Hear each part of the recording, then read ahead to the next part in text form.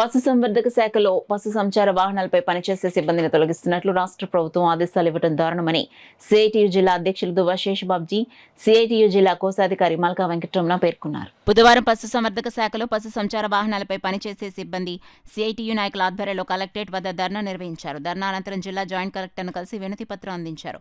ఈ సందర్భంగా సిఐటియు నాయకులు దువ్వ శేషబాబ్జీ, మల్కా వెంకటరమణలు మీడియాతో మాట్లాడారు. ఏదైతే ప్రభుత్వం పశు సంచార వాహనాలపై పనిచేసే సిబ్బందిని తొలగిస్తున్నట్లు ఇచ్చిన ఆదేశాలను వెనక్కి తీసుకోవాలని వారు కోరారు. ఈ కార్యక్రమంలో సత్యనారాయణ, మల్లిక, శ్రీను, రమణ ప్రసాద్, సుమన్, దుర్గా ప్రసాద్ తదితరులు పాల్గొన్నారు.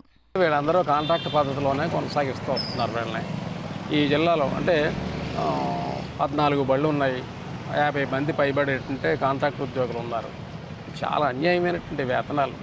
డ్రైవర్కి 10,500, ఇతర ఉద్యోగికి 13,400.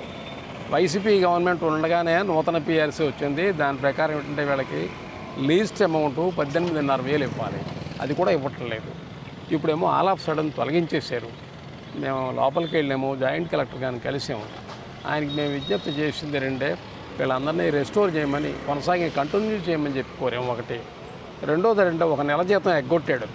ఆ నెల జీతం కూడా ఖచ్చితంగా ఇచ్చేయాలని చెప్పి కోరాము.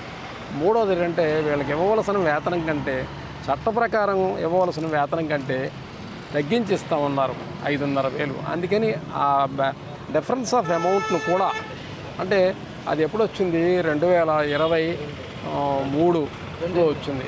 అప్పటి నుంచి ఇవ్వాల్సిన బకాయి అమౌంట్ కూడా ఇవ్వాలి. ఇవన్నీ కూడా జేసీ సార్తో మాట్లాడాము.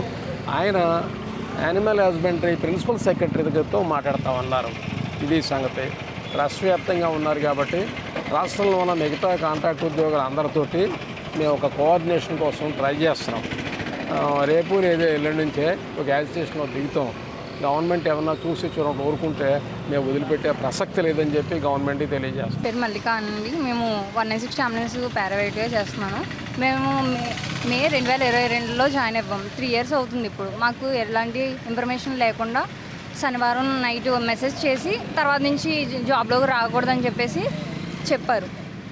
తర్వాత మళ్ళీ మాకు ఎలాంటి జీతాలు, జనవరి జీతాలు కూడా ఇవ్వలేదు మాకు. ఈ తొలగింపు ద్వారా ఈ జిల్లాలో 50 మందికి ఉద్యోగం కోల్పోయినటువంటి పరిస్థితి. తక్షణమే సిఐటిగా మేము కోరేది ఏంటంటే అందరినీ విధుల్లోకి తీసుకోవాలి.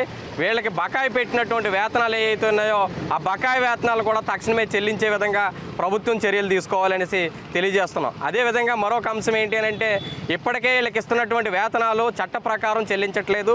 18,500 రూపాయలు వేతనం ఇవ్వాల్సి ఉంటే కేవలం 13,400 రూపాయలు మాత్రమే చెల్లిస్తున్నారు. ఇది చట్ట వ్యతిరేకం. తక్షణమే 18,500 రూపాయలు వేతనాన్ని వీళ్ళకి చెల్లించే విధంగా ప్రభుత్వం చర్యలు తీసుకోవాలి. బకాయిలతో సహా వీళ్ళకి వేతనాలు చెల్లించాలని డిమాండ్ చేస్తున్నాం. వీళ్ళని తక్షణమే విధుల్లోకి తీసుకోకపోతే పెద్ద ఎత్తున ఆందోళన చేపట్టడానికి సిఐటి ఆధ్వర్యంలో రాష్ట్ర వ్యాప్తంగా ఈ ఆందోళన ఉధృతం చేయడానికి సిద్ధపడుతున్నామని ప్రభుత్వానికి హెచ్చరిక జారీ చేస్తూ ఉన్నాం.